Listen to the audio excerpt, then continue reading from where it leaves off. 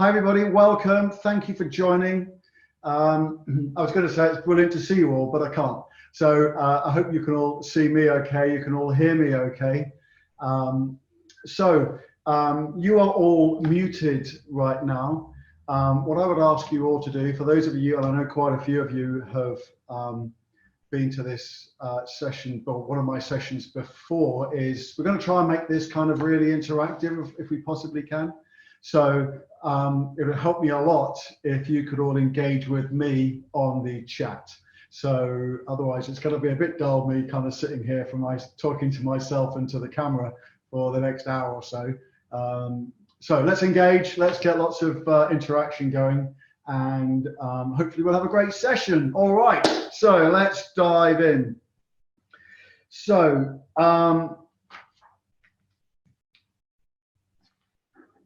here we go. Good, all right. So just to introduce myself, my name is Mark Dilks. I work with business owners, and normally I work with business owners to help their businesses to grow. And I do that with a number of different businesses. Today, this session is all being delivered by Love for Marketing, and I think we have the CEO of Love for Marketing on the call. Welcome, Chris. Good to know you're there in the background. Love for Marketing is a sister company to Action Coach, and we also run Action Coach in Milton Keynes, Bedford and Northampton as well. And another area, one of our other businesses, is a business called Profit Plus, and that business helps more on the financial side and the planning and helping around that. So indeed, these are unprecedented times, and before anything else, I'd just like to say I hope that you and your families are all safe right now, and that you're getting through these difficult times. You know, it's quite interesting. The business owners that I've been talking to very clearly about 3 weeks ago were just in a state of complete panic. And there's definitely been a change. There's been a mood change probably over the last 10 days or so.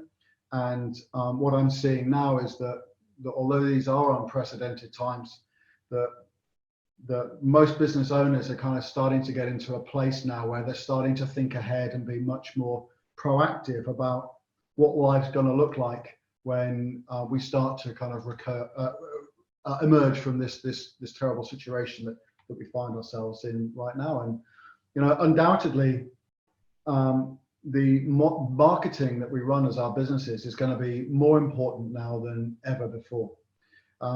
And it's really important for you as business owners that you really step up your marketing right now. Why? Because apart from anything else, a lot of people have stepped back. A lot of people have stepped back from their marketing, which means media owners are keen to get further investment. What that means is there's an opportunity for you to get your buck to go a lot further right now. I'm certainly seeing that with the activity that I'm running. We've massively stepped up our marketing activity right now, and our marketing budget is going an awful lot further than it was pre the pandemic. So there's a lot of marketing value out there for you to have right now, and I would really urge and encourage you to go out and grab that value. So that's the first thing. Second thing to say is that with Love for Marketing has a partnership with NatWest, and we normally run about 300 of these events up and down the country, and they're normally in person. So, and I know that quite a few of you have been to some of my in-person events before over in Milton Keynes. But this is the first time we've done it as a webinar, or certainly the first time that I've done it as a webinar. So just bear with me. Let's try and get through this, and again, let's try and make it as interactive as we possibly can. So.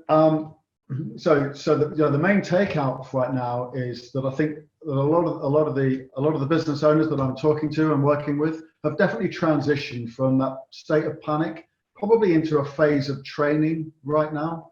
And actually, for any of you that have got employees, or if you've furloughed yourself, that doesn't stop you from doing training.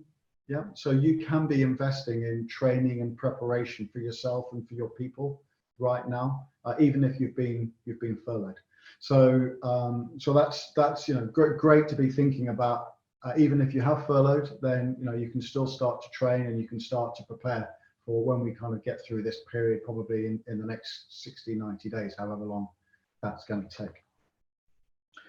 So great to be thinking about training right now. Great to be thinking about making plans. But what I'd like to start with is just to kind of just to say that when we run these sessions, when we tend to run them with NatWest, we tend to get people with lots of different skill sets. They generally range everything from the complete beginner to the complete expert. And I know for sure that we've got some people at various parts of that spectrum today. So what I'm going to try and do is to try and find some middle ground for you, okay, where there's something here for all of you to take away. And there is also a great deal of stuff for you to build on and progress, specifically around Facebook after this session and going forward. So we're going to be running 4 of these sessions. Today's the Facebook session. I'll be running 4 sessions at this time slot for the next 4 weeks. So next week I'm going to do LinkedIn, and then we'll do a general one around social media and one about generating leads online. Okay, so the next 4 Thursdays at 1:30 are where we'll be running these Love for Marketing, digital marketing slots. All right. So around that, I'd like to show you a movie. All right. So this is about a minute long, and it's just going to kind of get you to start thinking about what that digital landscape looks like right now and how it's changed so dramatically. What I'm going to ask you to do after this is to just in the chat, just tell me what's jumping out at you. What are you getting out of this movie? What are your main takeaways? So as you're watching this movie, if you could just make some comments in the chat, and then we'll just review those. All right? Good. Okay.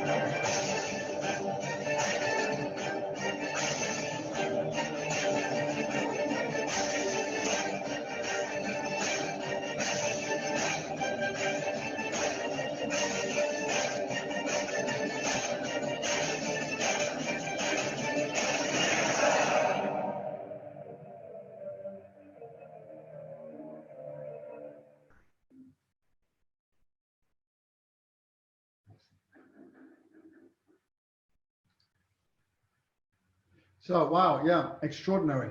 So, guys, in the chat, tell me, what was your main takeaway from that? You know, every time I see those numbers or I watch that movie, it just blows my mind. It talks about Facebook having 2.2 million. Actually, that number's about a year and a half out of date. There's about 2.6 million people on Facebook now, and you know, talking about having a billion visitors every day, isn't that extraordinary? And that 50% of all mobile phone usage is looking at Facebook. And just amazing again. So some great comments coming in. Natasha says it's the cheapest, fastest method of brand awareness building ever. Yeah, unbelievable. Now, I can remember back in I spent a lot of early part of my career working for a lot of corporates, and I ran the marketing. One of the jobs I had was to run the marketing for ExxonMobil across Europe, Middle East, and Africa. I had $100 million marketing budget back 2000, and can you imagine? You know, there was no social media, there was no digital marketing on any of that $100 million spend at those times. You know, there were long, slow, burned out conversations that kind of took forever to put a media plan together. And they were done very individually on a country by country basis. And most of it was about TV. And TV now, if you think about it in terms of how life has changed, you know, how would advertisers with TV, how have they responded now in a very different way, and certainly not as quickly as advertisers can respond today.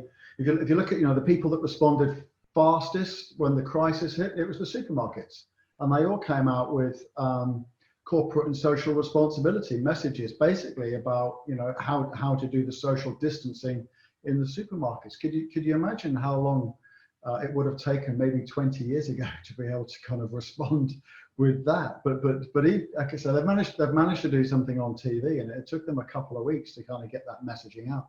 But with digital, you can get out there and you can respond instantly. And what's most important is that we're all advertisers now. All of us as business owners are all advertisers. We can all get out there and we can drive our message and reach the people that we want to reach quickly and efficiently.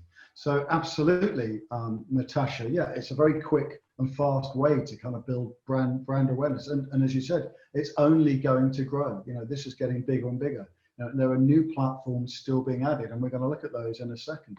Now, TikTok has built an amazing audience, even in a couple of years. So, you know, things continue to change, they continue to evolve. And if you look across the different platforms, then they're all starting to find their niche, you know, LinkedIn, Facebook, Instagram, and so on.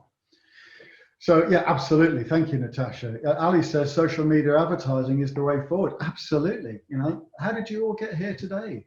Yeah, most of you are here as a result of seeing my Facebook ad, I would hasten to guess. Yeah, and an ad that I got out a week ago. So absolutely, it's the way to kind of quickly build audiences and to get things to happen. John says, thank you, John. Massive growth in a short period. Yeah, no, absolutely, no doubt about that. There's been a tremendous growth around social media and just digital marketing per se. And we're going to dive into that again and a bit more in a minute. Matt says Facebook's the biggest online marketing platform on social media. But personally, you get more out of word of mouth. Matt, I think you were on the call last week, and if I remember, you're in the events sector. So yeah, word of mouth, of course, you know, always important to try and turn word of mouth, I would say, as a marketeer. And what I'd say to my coaching clients is that word of mouth is not a strategy per se. Something that's similar to word of mouth that you could call a strategy would be a referral scheme. So what are you doing to drive referrals, especially at this moment of time? You know, what you can't do is predict what word of mouth is going to do for you. So my guidance would be, as a marketeer, in any of the strategies that you're following to drive your business, it needs to be something that's predictable and scalable. Yeah. So word of mouth right now is, or will never be, something that you can predict or make scalable. Not saying that we don't want it, of course we do, but it's as you grow your business, it's not something that you can rely on. Natasha says Oh, crikey, there's a lot of messages coming in here.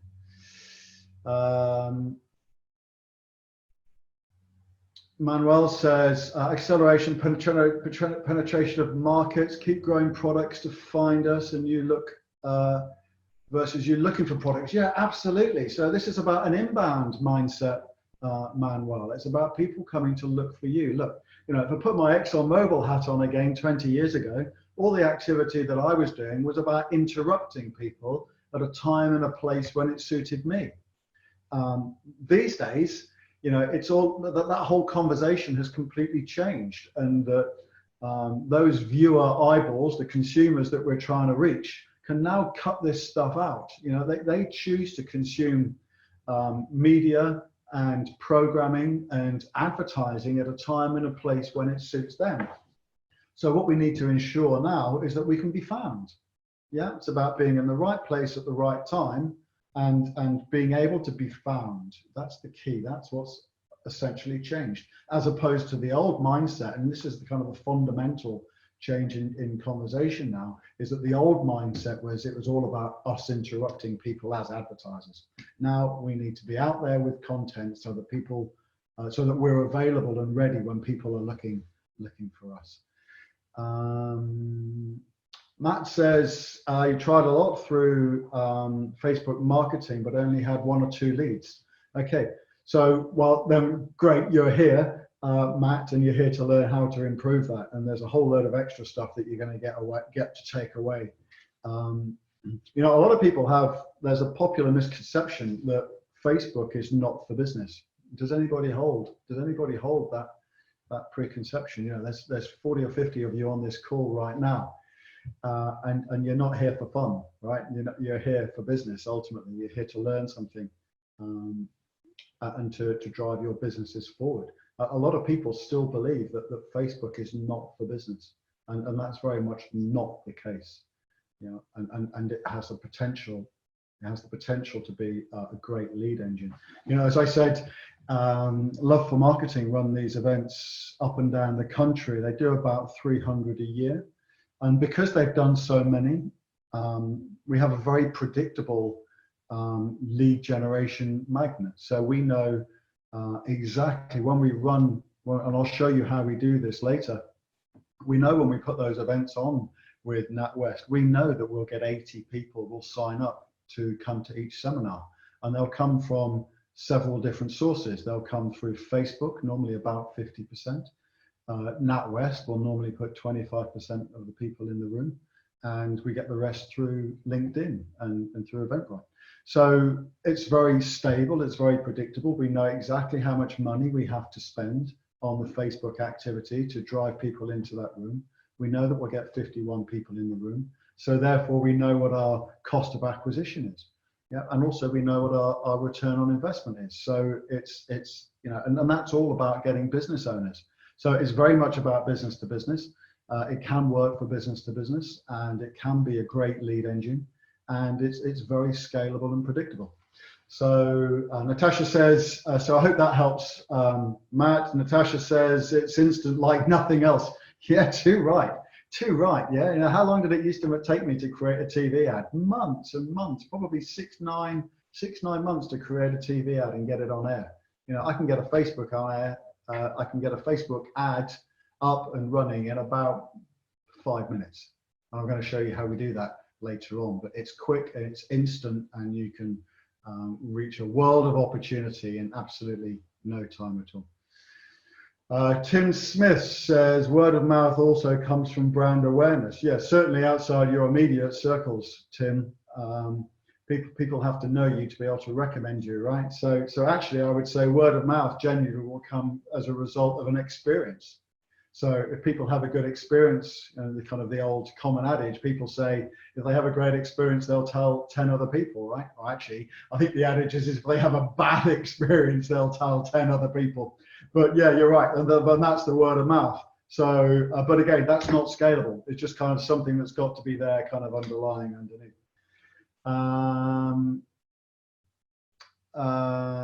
Again, something else from Manuel, talking about the business that you're in. You're with Body Street. I know we've got quite a few folks from Body Street on the call today. So welcome to all of you. Body Street, for those of you that don't know, Body Street is a national fitness studio.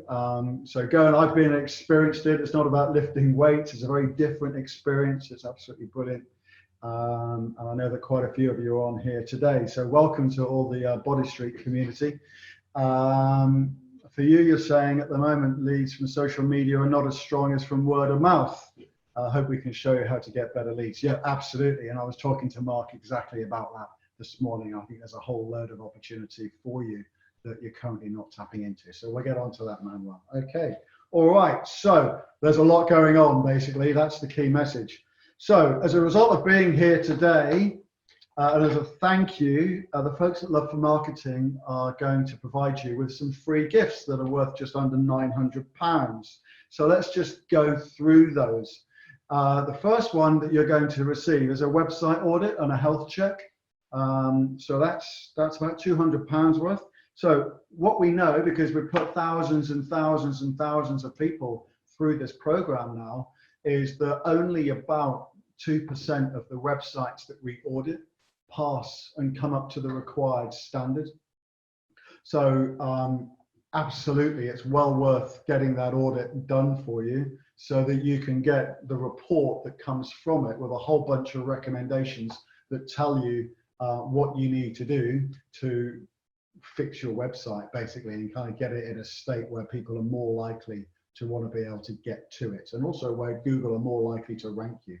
So, so one of the free gifts that you get today is to get that audit, and that's absolutely fundamental. You know, the starting point on any digital journey is to have a great website. So let's make sure that we get you signed up for that. I'm going to tell you how you receive all of this in just a second. The second thing that you're going to receive as a result of being on this call today is a detailed marketing strategy meeting, either with me or with one of the members of my Love for Marketing team. So again, I'll tell you how to do that in just a second. Obviously, we can't do any of this in person at the moment, but all the tools and the capability is there. So let's make sure that we do all of that online, and I'll show you how you get signed up for that in just a moment. The third thing that you will receive as a result of being here is one of the courses from, there's actually a suite of 8 courses from Love for Marketing, which together makes up the Digital Marketing Masterclass. Now, each of those courses are £300, £299.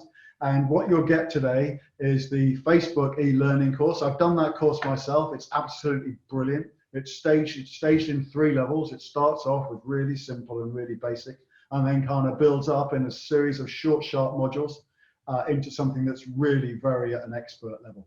So I'd thoroughly encourage you to make sure that you sign up to get that as well. So 3 things: the website audit you'll get, the strategy review for your digital marketing, and the Facebook e-learning course as well. So how do you get those? On the front screen, before we started, whilst you were waiting, there was a URL, a Love for Marketing URL, and I'm sure that some of you will have gone there already and have already signed up. For those of you that haven't, I am going to email you after this session, and on that email, the email will contain a few things. It will contain a workbook.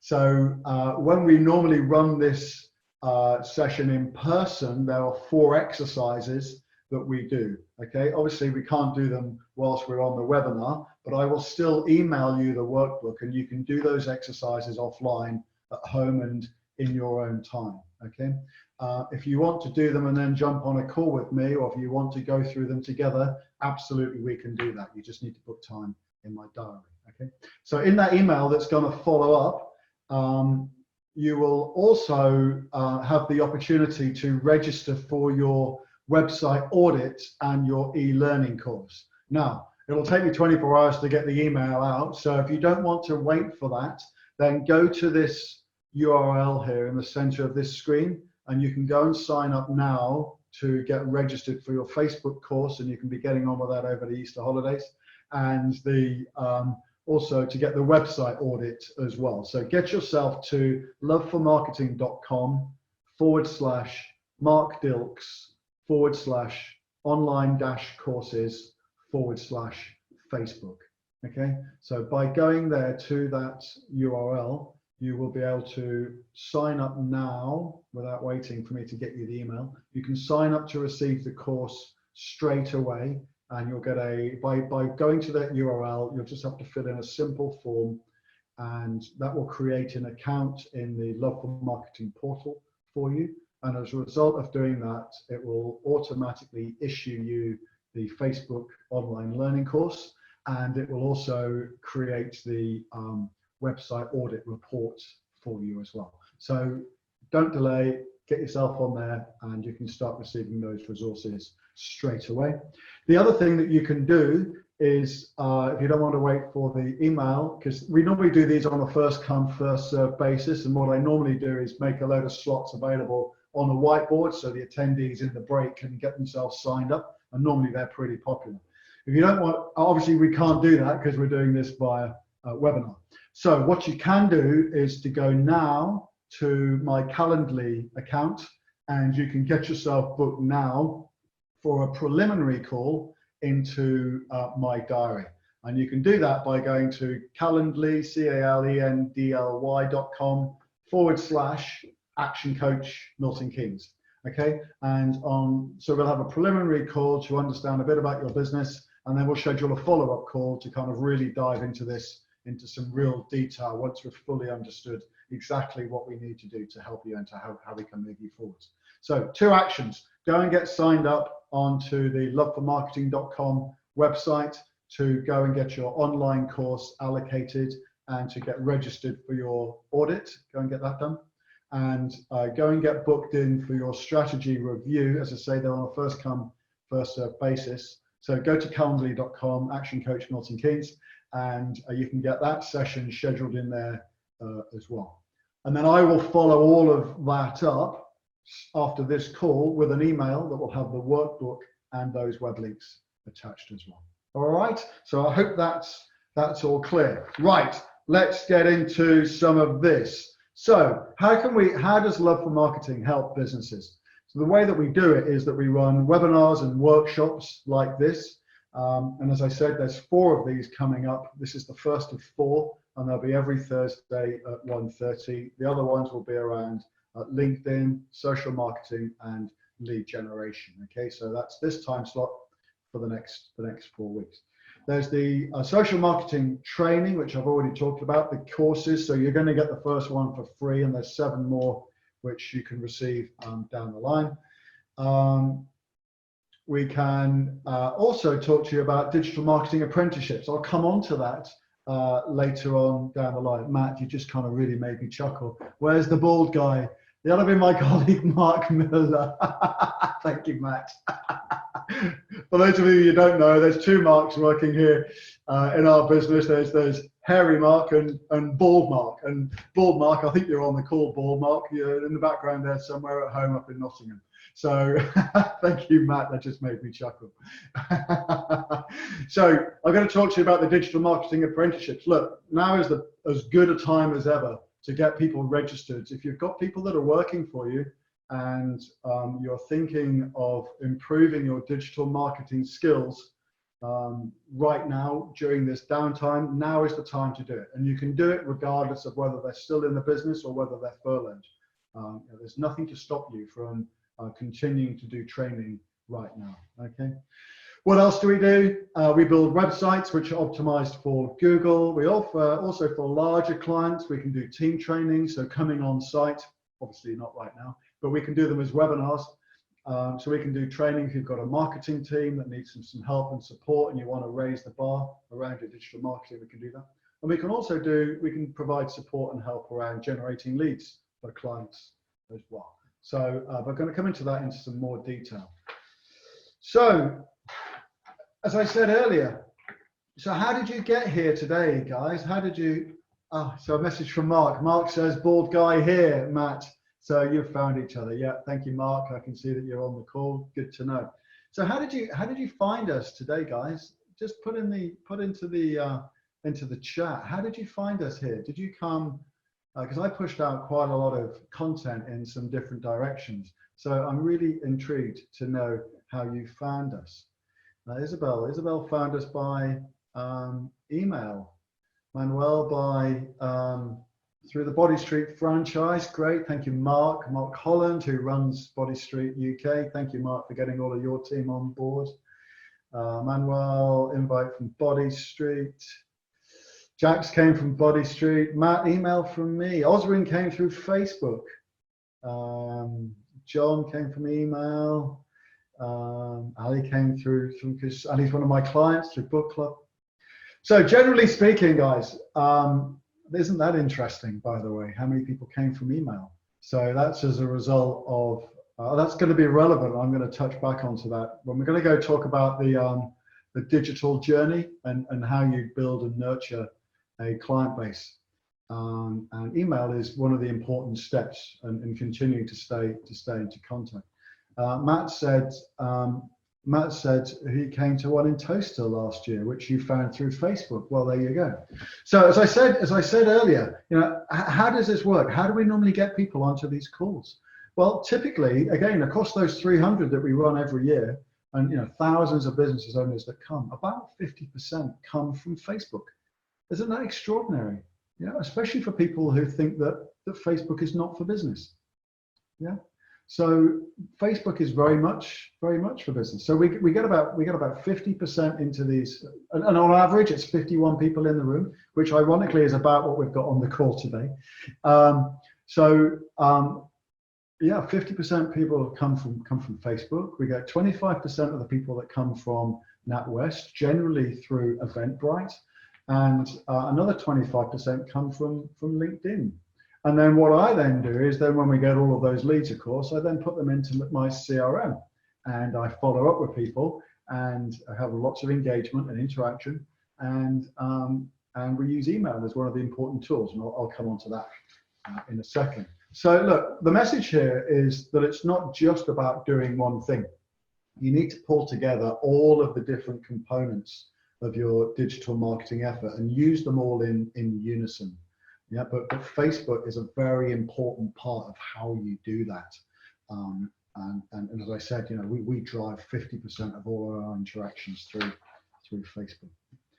So another one for the chat. So guys, look, your time is valuable, okay? And it's really important to me that I don't waste your time. So before we kind of dive really into the kind of the detailed content, tell me why are you here? What do you want to get out of today? Tell me what you want to get out of this session. As I said, you know, we kind of tend to find the kind of the middle ground in the content that we try and push out, and you know, sometimes beginners find some of the content a bit challenging. Experts find it a bit simplistic, but so we have to kind of tailor the content for what people want to see.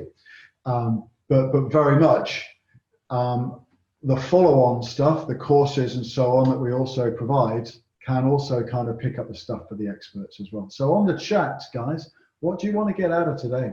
What do you want to cover? Why are you here? What have you come here for? Let's get on that chat. What do you want to get out of this? What do you want to get out of this, guys? I'll turn the chat off because nothing's happening.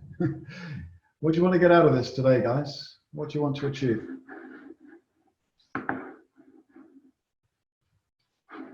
Okay, I suspect that chat's gone down at my end because I'm not getting any feedback. I hope that's not the case. Generally, what people want to get is to understand the basics of how Facebook works and how we can generate leads. So that's what I'm going to dive into. Okay, so I mentioned a moment ago that this is about pulling together a whole raft of different assets, okay, and doing a whole bunch of different things in unison. So whenever we're talking to clients about this kind of digital roadmap, it's always about starting with your website, okay, and kind of the three most important facets, and we're going to be testing this in a little while, is first of all, how fast or how secure is your website? And why do you think it's important to have a secure website in today's day and age? Yeah, So, and how do you know if your website's secure? We're going to test that in a little while.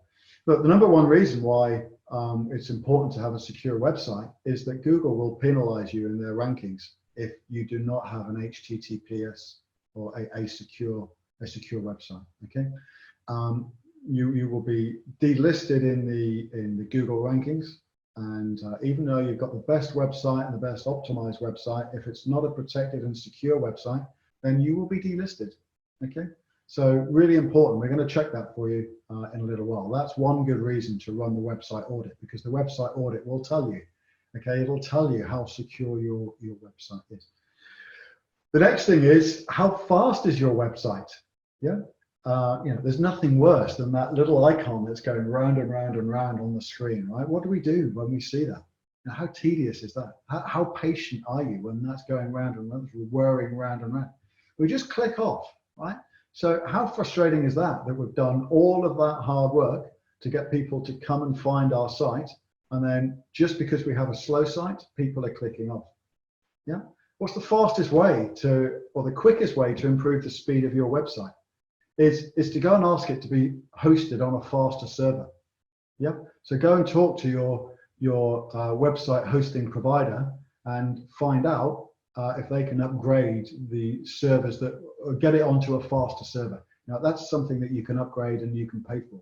So make sure that you've got a secure site that's serving quickly. The third most important thing with your website is to make sure that it's mobile friendly. Yeah, 50%, more than 50% now of all search is on mobile. Yeah, so you need to go and make sure that your website can serve really well onto a mobile phone. And don't assume that your site, just because you have a website, don't assume that it works on mobile. Yeah, a lot of people, when they get a website set up, don't specify. More recently they do, but certainly any website that's been up for any length of time at all may not be optimized for mobile. Okay, so it's really, really important that you check and ensure that you have a site that's optimized for mobile. If it's not, you're losing potentially 50% of your traffic just like that, just because you're not optimized for mobile. Okay, so that's really key. Once you've got a site that's working optimally, then you need to get found. Yeah. So what we would do with our clients when we're building the site is to make sure that it's optimized around the keywords. Yeah. So do you know what your keywords are? Do you know what people are searching for when they're going to Google? And is your site built around it? Yeah. So some simple things that you can be looking at, things like, are your page names optimized for your keywords?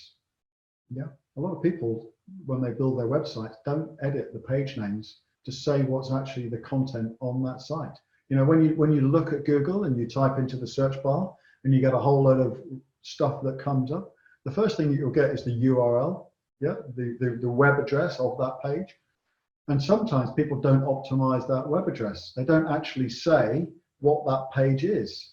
Yeah, so optimize the URL of the page. Make sure the page name is called what's actually on there. Yeah, and the third thing is make sure that the meta description also describes what's on the page as well, because that's the information, those three things there, that's what Google is crawling to make sure that you get ranked for your SEO. Okay, so do your keyword research, make sure that you're getting ranked on page one, and have dedicated pages on your site for the things that you do. So what do I mean by that? So the example I always give for this is, imagine that you're a greengrocer. Yeah, you're a greengrocer that sells apples, oranges, pears, and bananas. So don't have one web page for apples, oranges, pears, and bananas. Have one for apples that's optimized for apples, one for pears, one for bananas, and one for oranges, or whatever it was that I said. Yeah, don't try and shove everything onto one page. Try and break it down and make sure that people can kind of make it easy for people to find the stuff that you sell and the products that you offer. But before you do that, make sure that you're really clear about the keywords that people are searching for.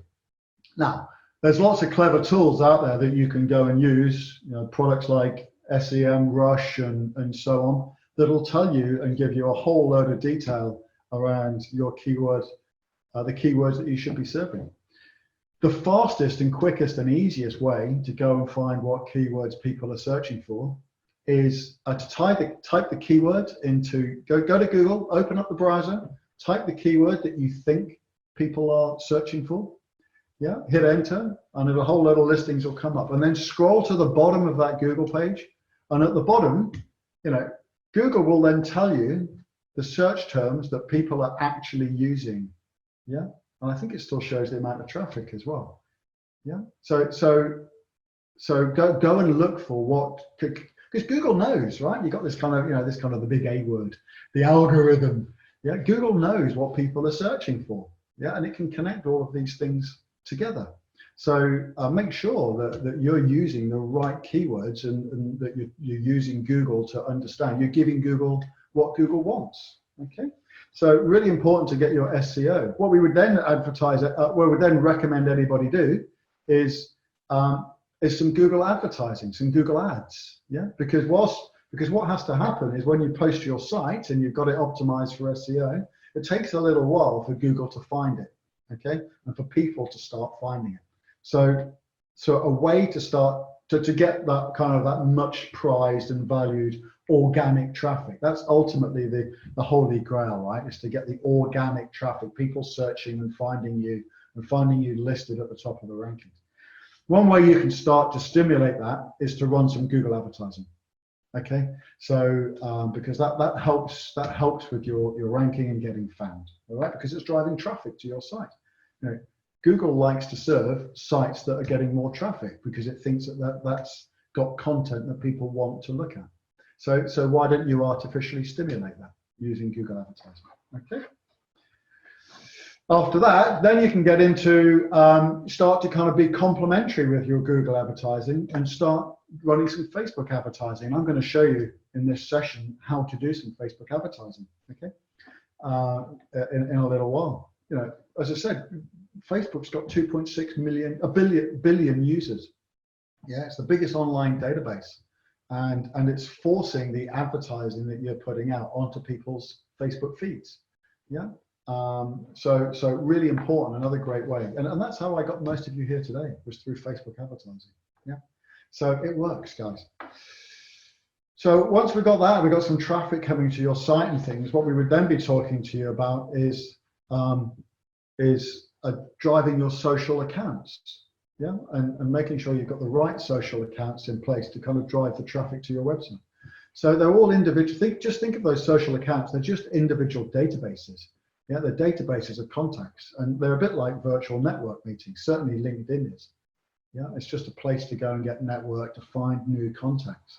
Now, Facebook is about kind of nurturing relationships, putting people into groups and so on.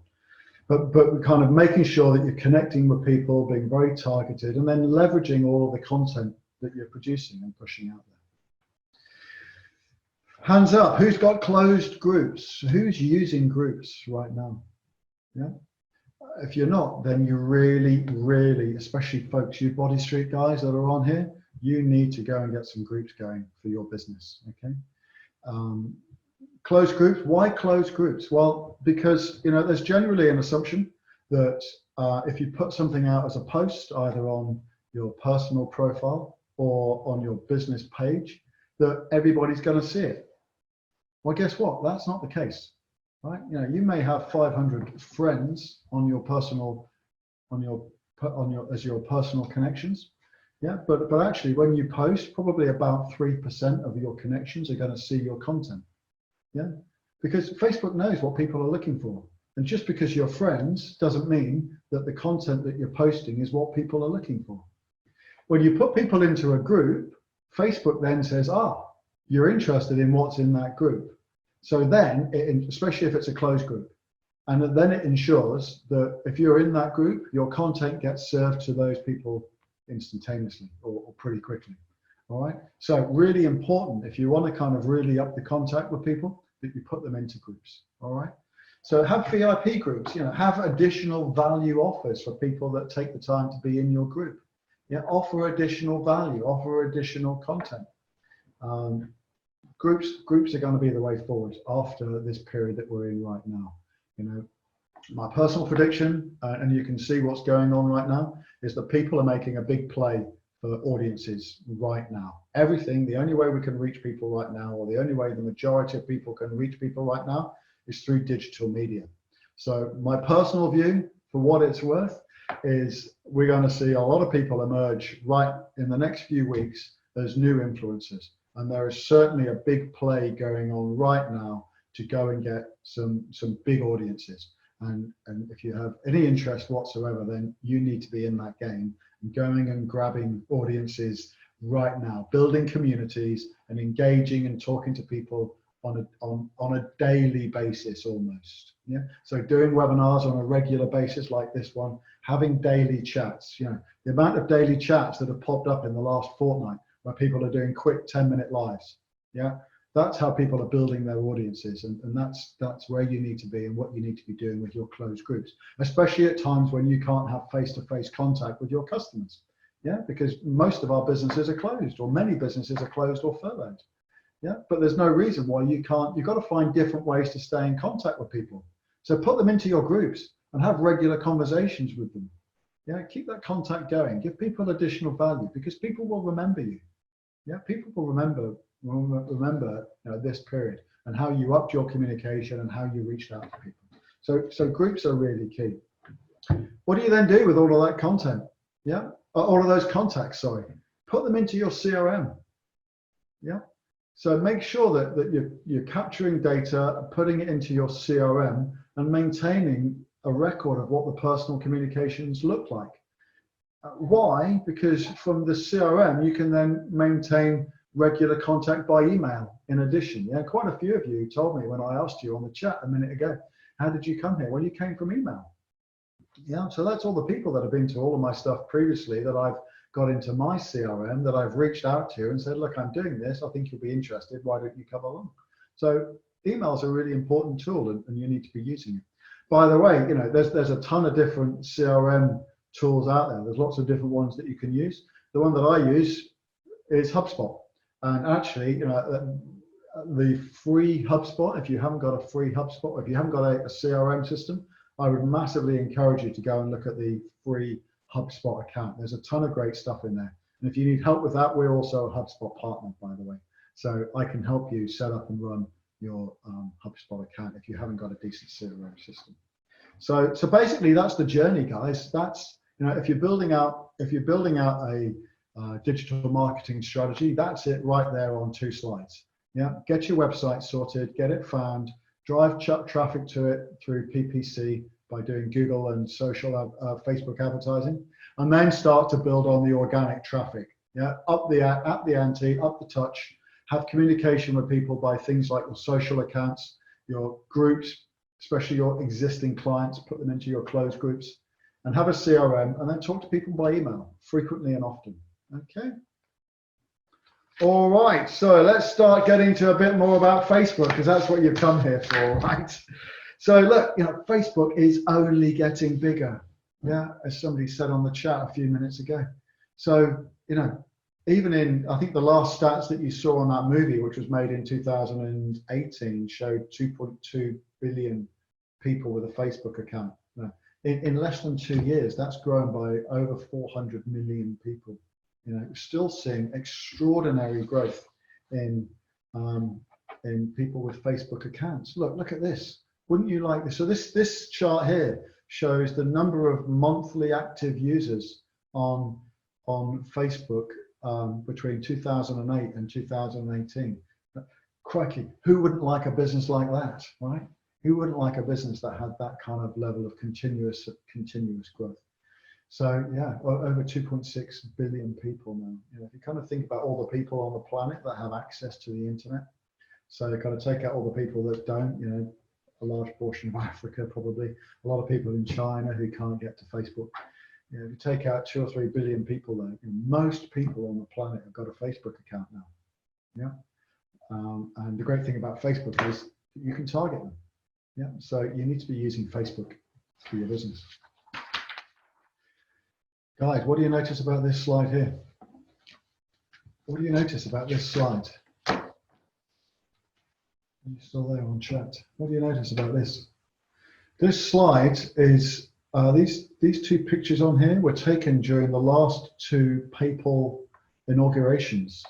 Yeah. So in 2005, look, you can only see two phones in the entire photograph. Yeah.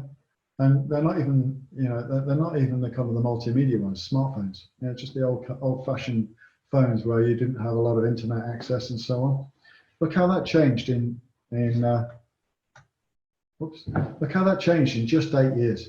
Thousands of people spreading the message around the world instantaneously.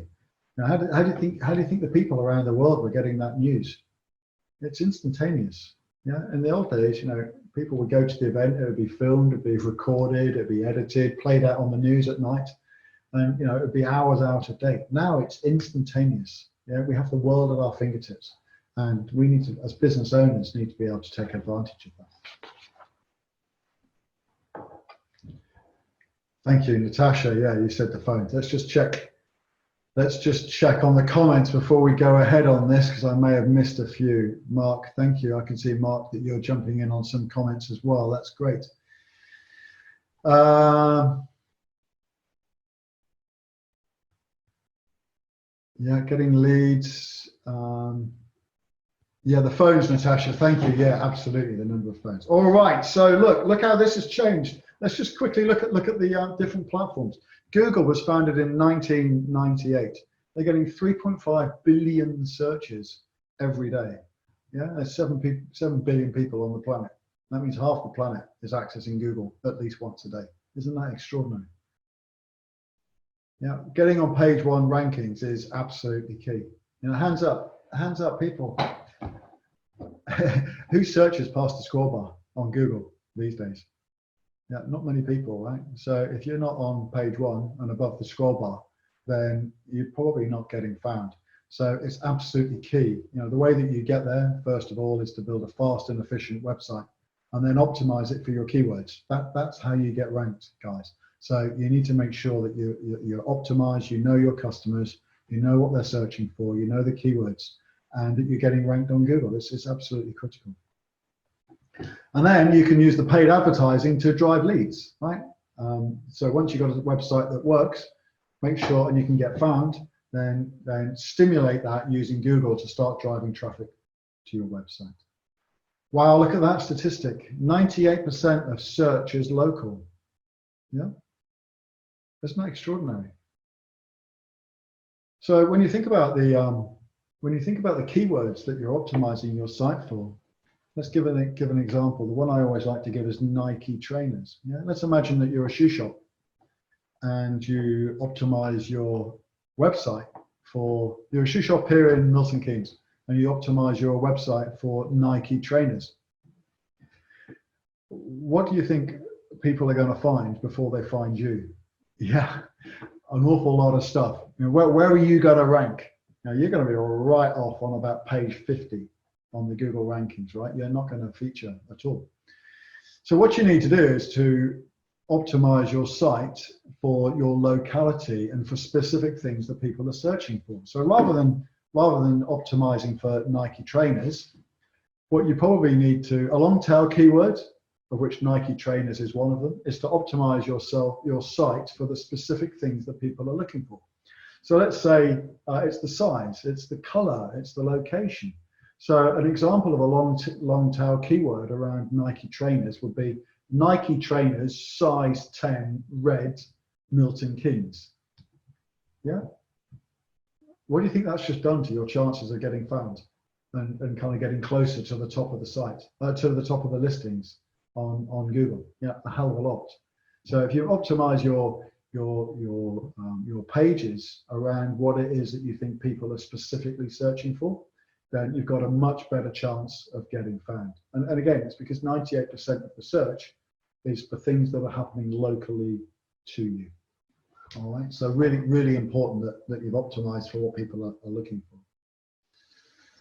LinkedIn, founded in 2003, 303 million active users per month. So a very, very different audience size to to Facebook. Yeah. So where Facebook people are looking at the site at least daily, and very often people are looking at not only is the audience much smaller, but they're looking at it much less frequently. Yeah, it's going up, but it's a much smaller audience. So 303 million versus 2.6 billion. It's a fraction of the size. But the usage dynamic is very different as well.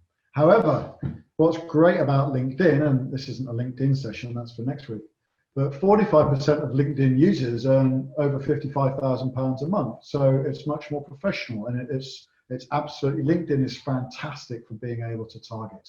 Yeah, it's a brilliant platform for targeting professional B2B audiences. You know, you can get really, really laser-like about who it is that you want to reach out and to make contact with, you know, right down to not only the town and the geography, but, you know, the specific company, the specific job role. You can get very, very laser-like with making contacts through LinkedIn, but that's for next week.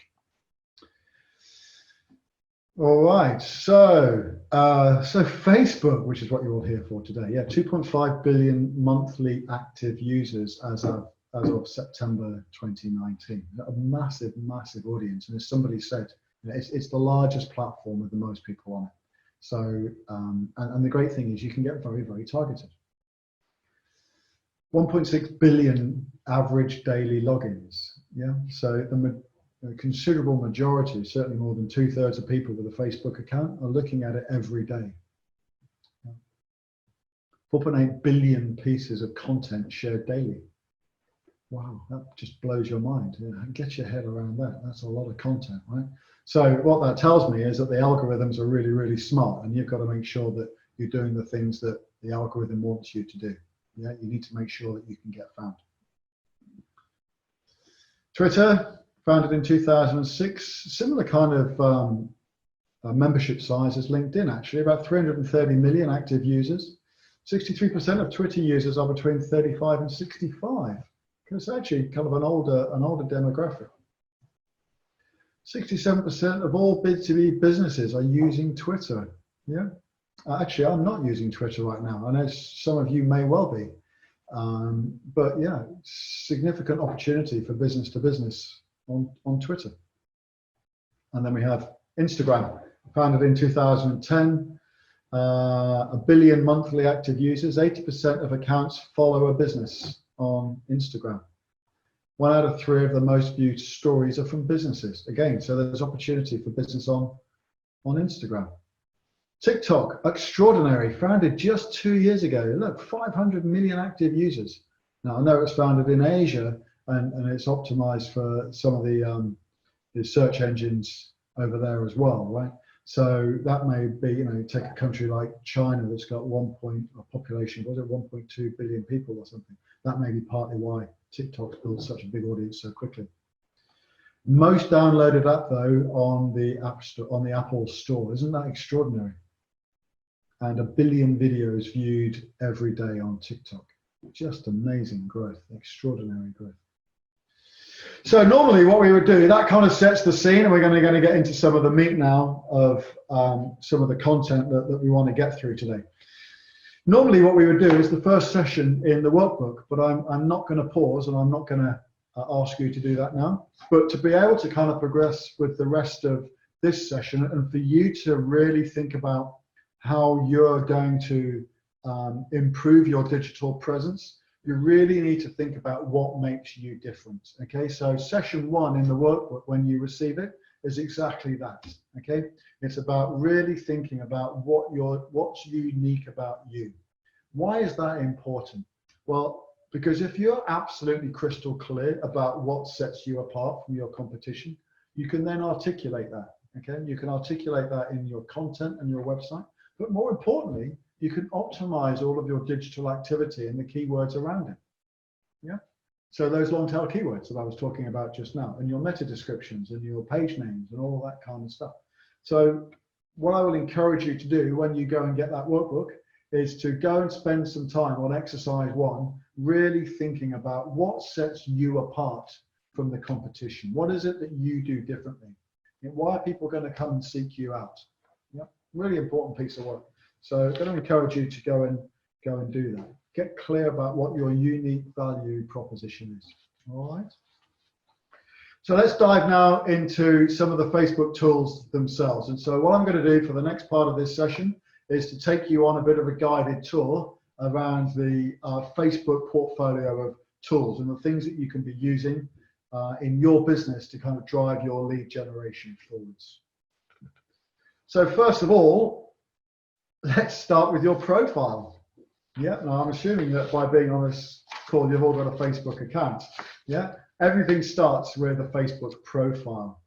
Yeah, so this is your personal profile. So basically your profile provides the foundations for everything else that you do on Facebook, all right?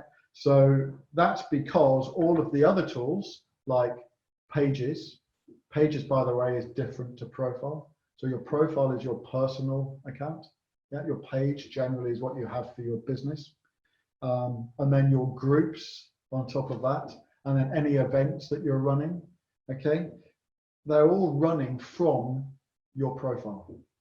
Okay, so your profile is your gateway to all the other products and services that you can then run in Facebook as well. And you know, a lot of people try and run their profile as their business page as well, and that's not ideal. Okay, so certainly what you don't want to have is your personal stuff. You know, what you had for tea last night, and you know what Granny or Auntie Mary got up to last weekend, or wishing them happy birthday or whatever. You don't want that mixing up with your business stuff. Okay, so let's make sure as a minimum that you keep your personal profile and your business stuff separate. It's absolutely fine to have a personal profile and a business profile. Just put them on separate email addresses. You can't have them on the same one. Yeah, you can only have one profile on each email address. Yeah, but have one for your business and have a personal one. So you might run your personal stuff through, I don't know, a Hotmail account or a Gmail account, and then have a business email address. Yeah, and then put your business profile. So my account, my personal profile, I run as a business. I don't have a personal social Facebook profile. I only use Facebook for my business. Yeah, so I have a Facebook business profile. Yeah, until last week it was called Action Coach Mark Dilks. It's now just Mark Dilks. Yeah, but it uses my business email address. So so if you need to, separate your personal profile from your business profile and don't mix the content on them both. Yeah. You may, if you're using Facebook personally, keep that stuff separate from your business stuff.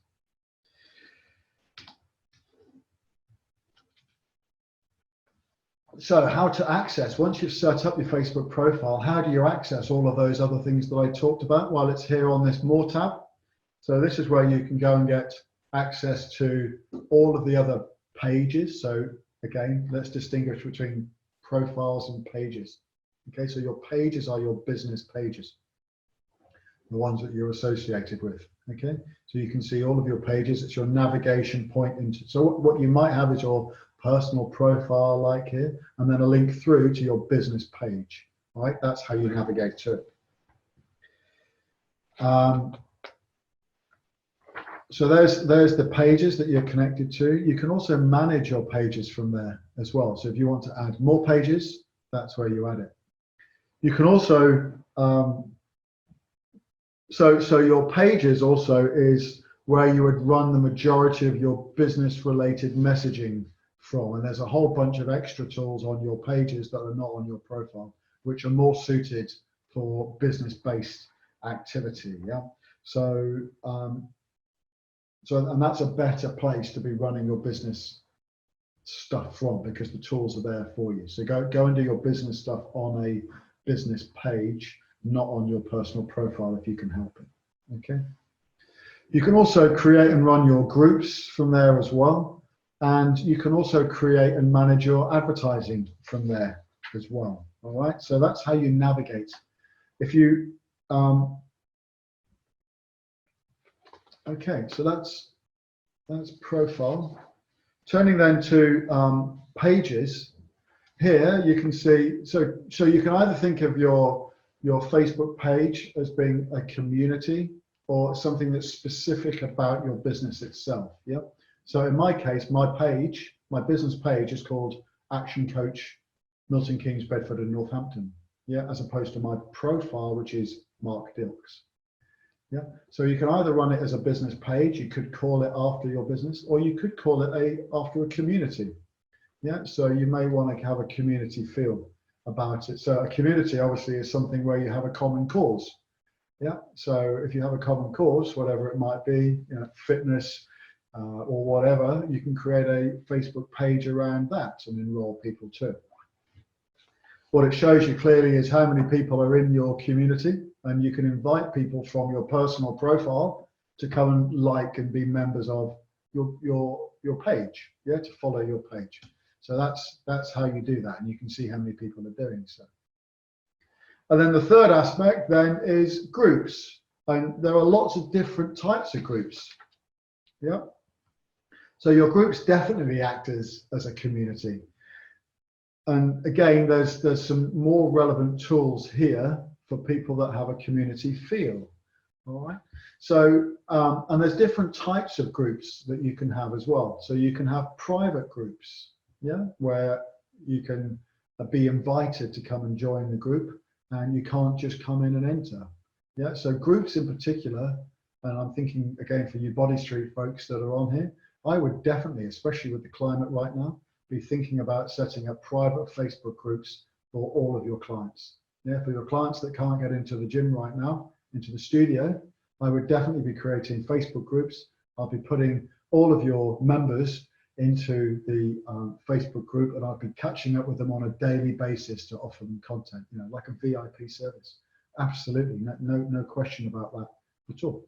You can also have open groups, yeah, where people can just kind of drop in, and it's kind of more like like an open forum, yeah, where like-minded people can come and get information. The great thing is, if you're a member of a group, the most important thing is there's a much higher likelihood that when you post something from your group, that your group members see the content. Yeah. So, and that's the fundamental difference between the benefit of being a friend on your personal profile and a member of your group. When people are a member of your group, they get to see your content in their newsfeed. Yeah. So it's a much better way of keeping, because people know, Facebook knows that if you're in the group, then it's content that you want to see. Yeah. As opposed to on your personal profile, just because you have a friend doesn't mean that you want to see their content. And that's the distinction that Facebook makes between the two. So if you want to stay in contact with people and you want to build relationships with people, especially right now, put people into your groups. You can even have secret groups. Yeah, so a secret group is where it doesn't list anywhere. Nobody knows that the group exists. Groups are also great for keeping in contact with employees, especially right now when your people are far and wide and you can't keep in contact with people. Great way to stay in contact with people right now is to put everybody into a group and create a community. Yeah, get people talking to each other. It's a great way to stay in contact with people. All right, so a great place to manage your existing customer base. It's a great place groups are great for managing teams, building communities. Groups are not great for generating leads, by the way. Yeah, because that's not what it's all about. People have already come to and joined. They're already your existing clients. So groups are all about retaining. Yeah, it's all about retaining relationships and building on that retention. That's the main benefit. It's not about generating leads. Okay. All right. One of the other things that you can get from Facebook is Facebook events. Yeah. So, and actually there's a great integration now between Facebook events and Eventbrite. So for any of you that are using Eventbrite, by the way, when you list on Eventbrite, it will then ask you if you want to create a Facebook event. So the great thing about, so if any of you are doing any event-based activity, get yourself listed on both Eventbrite and as a Facebook event, because this is where people can sign up and engage, right? This is where you can actually start to build your database and start to build your membership. All right. So and you can run these events through profiles and pages and groups as well, and it integrates really well with advertising. Yeah. So that's exactly what I did to get a lot of you here as well. I created some advertising and I created an event, and I put the two things together. All right. So that integrates really well. It's not as dynamic as Eventbrite, but there is an integration there. So if you put something on Eventbrite, you can immediately get it listed on Facebook as well. All right.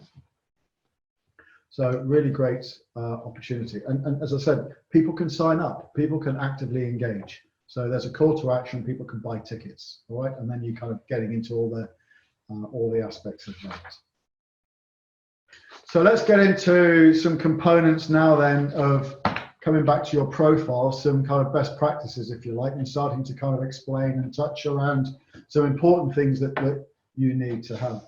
I'm intrigued to know, by the way, if we've got any of our photographer friends on the call. We've got several clients who are in the personal branding space. So I was going to give them a shout out, but I can't see if they're on here. So we've got several clients who are photographers who are really good at doing personal branding. Why are they doing that? That's kind of popped up, right? The whole personal branding. Well, because they know how important this stuff is. They know how important your image is online, right? So certainly Sam Paul, Sam from Welly Pictures, she may be on here. Rachel Humphreys may be on here as well. So several people who are very, very good at helping you get your image developed around how to get the right photography, the right imagery around how you project yourself. So let's just think about your banner image itself. So absolutely key to have this whole banner space up here optimized for your lead generation. Yeah. So in this case, this whole banner image is about supercharging for Facebook marketing, and it's an invite to an event. Yeah. And actually this one is optimized to direct people to a landing page. So you can see that there's a call to action to get people to sign up, to like, and to share. Yeah, that's just about this person kind of building up their exposure. And it's also a lead magnet, all right, to help them to kind of build up their database, their contact database as well. So it's very much optimized. And there's lots of different ways that you can do your banner as well. All right. So what else can you do? You can also do video, certainly on your page. I'm not so sure. I don't think you can have video on your personal profile, but certainly on your business page, you can have video. So if you've got video, then you can use it here. This example is a Mercedes-Benz one. So great for your business. So we've got personal profile with photography. We've got business page with video. So here's some other examples. This one happens to be a business coach. Look, it's got some selling explanation around automating marketing, and it's got the opportunity for a call to action, in this case send a message. So it's an opportunity to this guy Taki Moore, it's an opportunity to engage and talk to Taki Moore directly. So again, there's a call to action there. You know, you've done all the hard work by getting people onto your profile. Now you need to get them to do something, in this case and this goes through to his messaging. All right, so that's joined straight up. This example has got a call to action, which is shop now. So it's got some product photography on it, and it's all about selling and shopping. So okay, and you can get in contact again by sending a message, and somebody will be monitoring that. Something else that's really important, whatever you set up, whether you set up your profile or your page, what's really important is that you optimize your URL. A lot of people don't, and it's a really missed trick. So if you just step back for a moment and think about, so just seen on the chat, Osrin's a photographer. Anybody needs some personal branding, contact Osrin. Shame that Sam and Rachel missed the opportunity. So Osrin, there we go, quick shout out for Osrin. Really important that you optimize. So many people with a Facebook profile forget to add the personalization on the URL. You know, why is that important? Why is it important to personalize or customize your URL? Because given the amount of traffic, do you think Google's not keeping an eye on what's happening in Facebook? Absolutely it is. It's not just about driving people to your website. Yeah? If you have a well-optimized Facebook profile or page, that's going to get ranked in Google as well. So let's make sure that you can get found. And the simplest and easiest way to do that is to start with your URL. Okay. So when you set up your username, you can do it here. So in this case, it's been set up as @LoveForMarketing. All right. So just make sure that as you're setting up your profile, that you are making sure that you're optimizing to make sure that you can get found on Facebook as well. So I've alluded to this already a little bit around on how you can get found. Okay. Look, Facebook posts are not the place to get found. It used to be, back in 10 years ago, it was dead easy to get found with your Facebook posts, okay? Or get seen with your Facebook posts. But now that's diminished and diminished and diminished. Kind of the double-edged sword for Facebook is, and they put out the statement about 2 years ago now that it was all about driving interaction and community. But the reality is actually your posts now are only getting seen by fewer and fewer and fewer people.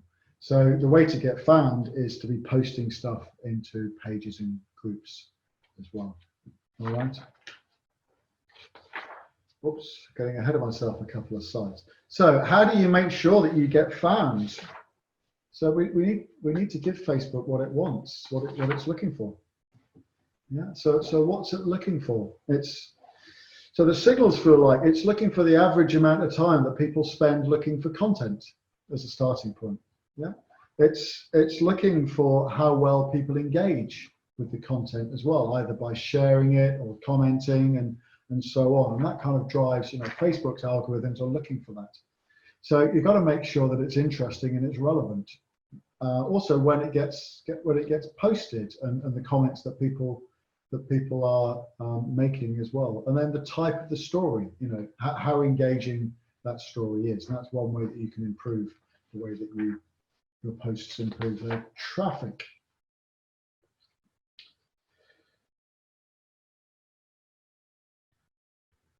And then, of course, people can kind of push you out as well. Yeah, people can dial you out, just as that they can do as with any other media, digital media these days. What's really hurtful is for you in terms of your exposure is when people are hiding you as well, and that's the last thing that you want to happen. So you need to make sure that your content is relevant and up to date, and it's things that people want to see. So that's really important. Make sure your message is right. Make sure your visuals are good. Make sure you're targeting the right people. Yeah. Apart from anything else, that's just a load of wastage. Yeah. Be really clear when you're doing advertising that you're targeting the right people. Otherwise, you're just burning budget. So get really focused about the people that you're targeting as well. One of the questions that people often ask me is, well, how often should I post? A good question. And actually, HubSpot did a bunch of research around this, and there is an optimum window, right? So if you're targeting greater than 10 times a day, your engagement will drop by about 66%. Yeah. So if you're targeting 10 times a day, don't. The optimum window is between 1 and 4 posts a day. Yeah. You'll get a lower drop in engagement. Bit of a double. The way that this slide works is the higher the number, the worse it is. All right. So you want a low number. So the most engagement comes from businesses that are posting between 1 and 4 times a day. That's the kind of the optimum. Posting less than 1 a day is also hurtful. So try and post at least once a day if you can. Yeah, don't post more than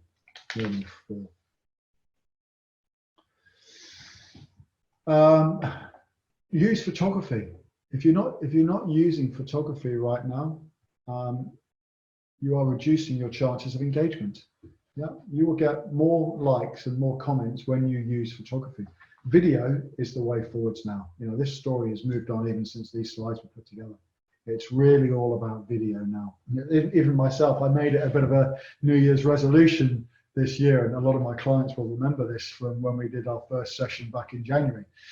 You know, I've made it my mission to up my video capability this year, and that's something even by doing this stuff. You know, you've got to get out there and you've got to do video now. You know, try and post a video every day. Try and have video in as many posts as you possibly can. Video is where it's at. You know, people, you will get a lot more engagement by using video. There's some very simple and easy things to do. You know, the best and easiest way to get onto video is use an iPhone. They're absolutely brilliant. The cameras are fantastic. Yeah, that's what I'm doing. I'm shooting most of my stuff on my iPhone now. Yeah, and I'm in a position where actually I'm using MacBook. So it's so easy to push content from here straight into my iMovie. I can edit in iMovie and have a movie out in about 10 minutes. Yeah, it's so easy to do. Yeah, of course, the great thing with Facebook is you've also got Facebook Live. Yeah, so go and do Facebook Live every day. But it's all about video. Certainly, as a minimum, have photography. Yeah, if you haven't got, if you can do video as well, then do that. If you can do live every day, brilliant. Go and do that. All right. Something that gets a lot of traction in terms of content is to post questions. Yeah, so ask people for their opinion about something. What do you think about this? So in this example, actually, so you'll notice that there's a thread. I don't know if Chris is still on the call. One of Love for Marketing came about from a business that Chris founded. Chris is the founder of Love for Marketing. Chris founded a business called, he started a website around, it was a property rental website in Nurka. For those of you that have been, I've been to Nurka, I know Nurka. It's a holiday town in Spain. And Chris had some rental property there, and he created a website called I Love Nurka. So a lot of the content in here is around Chris's experience, and built a fantastic, you know, a massive following, and got very, very good, and really honed his digital marketing skills around what he did with the rental business in Nurka, and turned it into a multi-million-pound business. So, you know, asking questions, in this case, who do you fly to Nurka with? Yeah, or asking other questions. I was asking if you could help us if we're coming to Nurka in August for a week. We want to find a good car hire company. So just ask questions. Ask people for their opinion about something that you do. Yeah, it's a great way to drive content and to drive engagement, getting people to kind of interact with your posts. Yeah, reach more people, get discussion going, because that's what you want to do. You want to foster conversation and foster engagement. The more engagement you foster, the better it's going to be for your business. Right? Showcase your products. You know, there's a great carousel in Facebook as well. So, you know, use the photo albums, use the carousels, because they're great ways in sponsored advertising. To, if you have a business with multiple products, then show your products. Yeah, you know, use good photography and showcase the range of products that you offer. It's a great way to get exposure for your business. Video I've mentioned already. So you really need to be getting into. If you're not into video now, you need to get into video. Certainly, something that I'm doing is also building up a YouTube following, especially during this period. So what I'm doing is creating a lot of video content, pushing something out at least every day, and I'm sharing it on social media. From next week, we'll be doing 10-minute daily check-ins as well, live check-ins for both Love for Marketing and for Action Coach. So make sure that you go and join our groups, by the way, to make sure that you see those daily live check-ins as well. But, you know, creating video used to be really slow and really problematic and really expensive. Now it's so easy. As I mentioned a few minutes ago, you can do it on your phone and you can do it in seconds. You know, there's a great movie editor in Microsoft if you're on a PC. The Apple movie making applications are absolutely fantastic.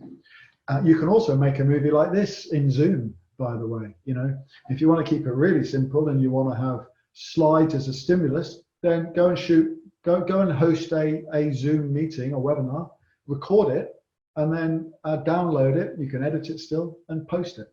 So another great way. It's dead easy, simple to do. You can do it in seconds. Go and make something, exactly what you're seeing on the screen now is what would appear in your film. So if you want to have slides, if you've got a technical product, for instance, that you want to explain using slides, you can record it just like we're presenting right here, right now. Another great way to get video content out there in no time at all. And then just share it everywhere.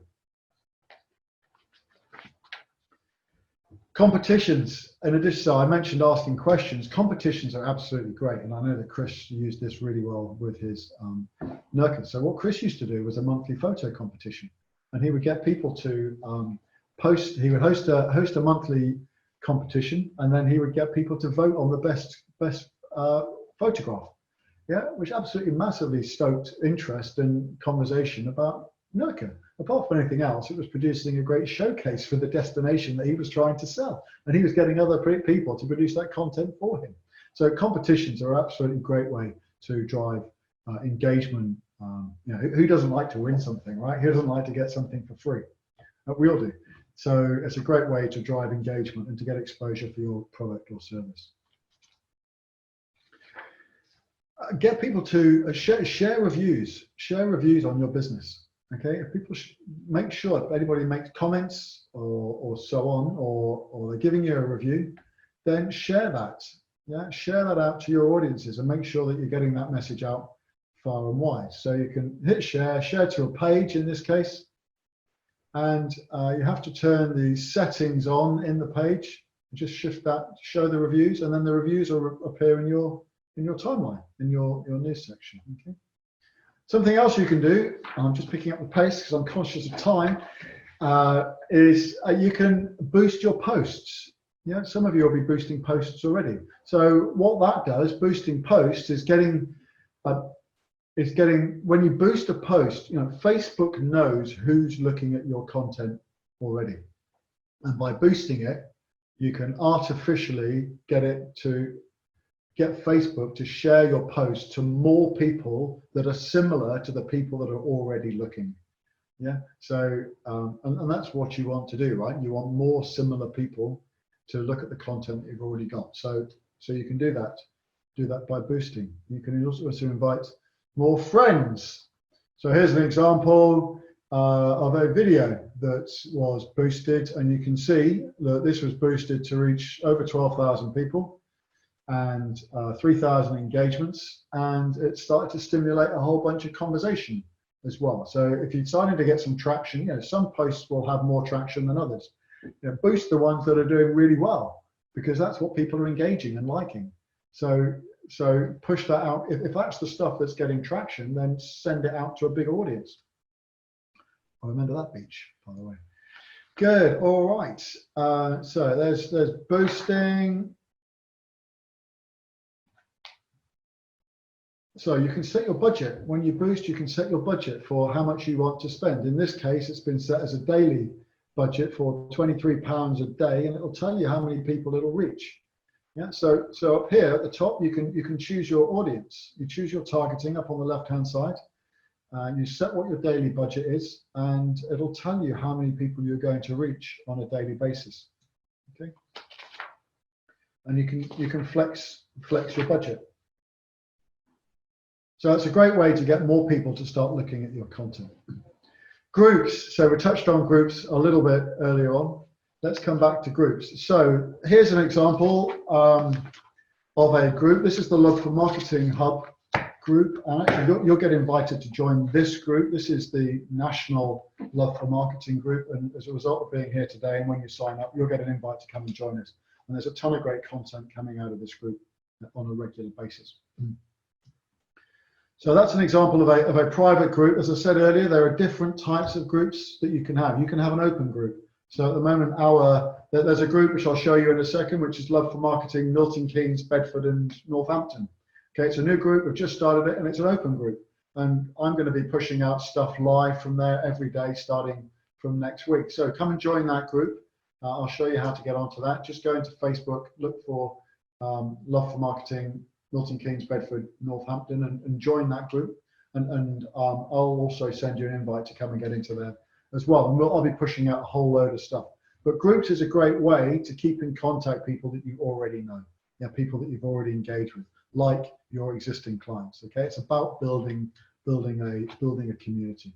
And the benefit of having a group is that people are more likely to see your content, all right, as opposed to when you post. Now, what's also great in Facebook is the analytics. So you can get a whole bunch of analytics around your pages. You can look at what posts people are looking at. Yeah, which ones are getting the most traffic, understand which ones are working better than the others, and then you can promote them. So you can see what the reach is you're getting for your posts, how well people are engaging, and you can then choose the ones that you want to boost directly from there as well. You can also see the demographic. Yeah, so what's the age range, what's the gender, and you can start to kind of break that audience down as well and get really clear about who your demographic online in Facebook actually is, and it's another great tool for you to have. So again, what I would normally do here is to stop for a breakout and get you to think about how your platforms are working for you. But that's all in the workbook. So we'll dive into that separately. So I just want to invite you to go back to your chat for a second, and I'd like you to think about what's the difference between something that appears as an advert on Facebook versus an advert that appears in a PPC on Google. What's the difference, guys? Can you go to the chat? Let's get you on the chat and just get some interaction going. So what's the difference between an ad that you'd post on Facebook as opposed to an ad that you would book in Google? What's the fundamental difference? Anybody out there? Let's just give you a minute to think about that. What's the difference, folks? Anybody know? What's the main difference between something that appears as a Facebook ad as opposed to a Google ad? Any feedback? I think we lost the chat again. So the fundamental difference between a Facebook ad, here's a Facebook ad for a lead generation workshop. The fundamental difference between a Facebook ad and a Google ad is that with Google advertising, people are actively searching for you, or they have a specific need for something, okay, and that they are using keywords to go and look for that. With a Facebook ad, it's interruptive, yeah, or disruptive. So it's about interrupting people at a time and a place when it suits you. So apart from those of you that came through email, all of you that came from my Facebook advertising, for instance, you know, none of you woke up when you saw that ad that day and thought, oh, I really must go and jump on a call with Mark and next Thursday at 1:30 and learn about Facebook. None of you decided to do that. It was only as a result of me pushing that ad out and disrupting you or interrupting you that you saw the offer, thought it was attractive and decided to come along, right? So as opposed to, in this case, so there's the Facebook ad, which is complimentary NatWest, in this case, lead generation workshop for your business, as opposed to over here, somebody is going to want to be actively looking for marketing seminars or webinars, in this case, in this example, in Plymouth. So very, very different advertising strategy. One's about disrupting or interrupting, and the other one's about it's passive and it's about being found. That's the fundamental difference, okay? So let's look at how we do a Facebook ad setup. So you'll navigate, as I showed you earlier, to the ad account, okay? And what it will invite you to do, first of all, it's basically three main sections that you'll navigate through. The first one is define your audience. You know, who is your audience? Who are you trying to reach? In this case, it's within a 25K. This event was taking place in Folkestone, and it was within a 25K drive time of Folkestone. All right. So when I did the ads, normally when we do these ads for the in-person seminars, you know, people aren't going to drive. There's no point in running this ad nationwide. People aren't going to come from Edinburgh, yeah, to an event in Milton Keynes for a marketing seminar. Now, actually, interestingly, as a webinar, I probably could have done that, yeah, if I wanted to. But in reality, you know, I'm not looking for clients in Edinburgh. I'm looking for clients in Milton Keynes, Bedford, and Northampton. So that's what I chose. I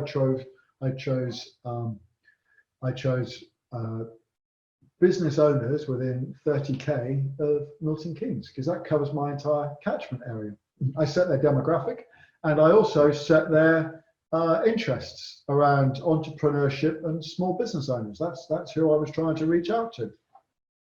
And when you set that criteria, it will then tell you how many people are in the total potential universe. You know, what's the total marketplace? In this case, 110,000 people on Facebook that match that criteria.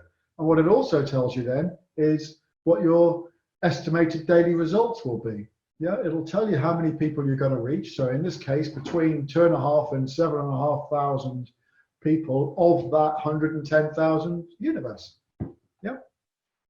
And actually, it'll also further down off the screen, you can't see it on here, it'll also tell you if it's a lead generating ad, it'll also give you a prediction on how many people it thinks are going to sign up for your activity, whatever it might be. All right. So that's where you start.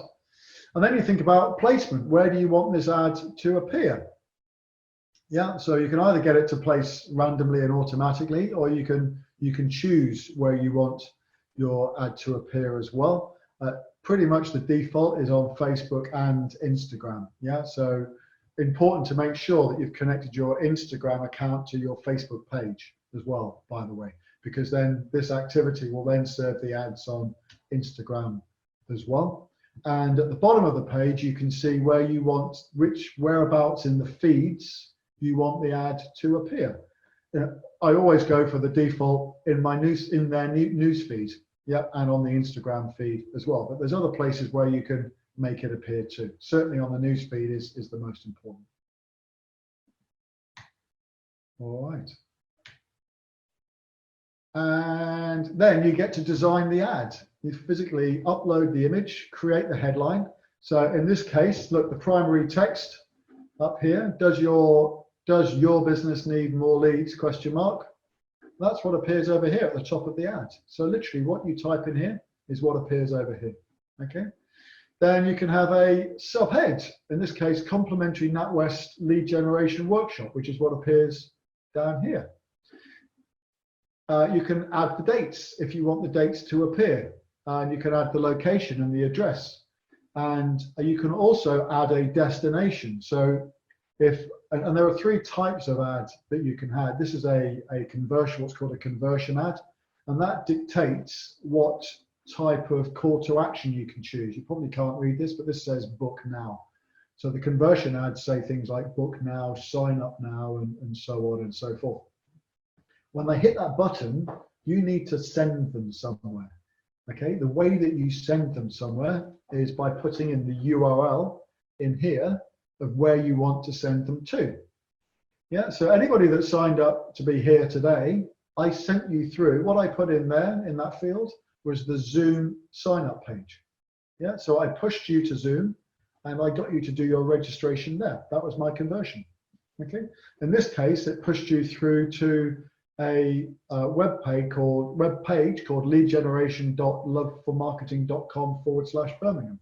Okay, so in that case, they pushed you through to a landing page. Talk more about landing pages in a second. But really important, especially on these conversion ads, that you have a destination. Otherwise, people have got nowhere to go. Look, the end game is to get the email address, right? And to get the engagement. That's ultimately what you want to happen. So you have to push them somewhere. In this case, through to a landing page, and in my case, I pushed you through to a Zoom. Okay.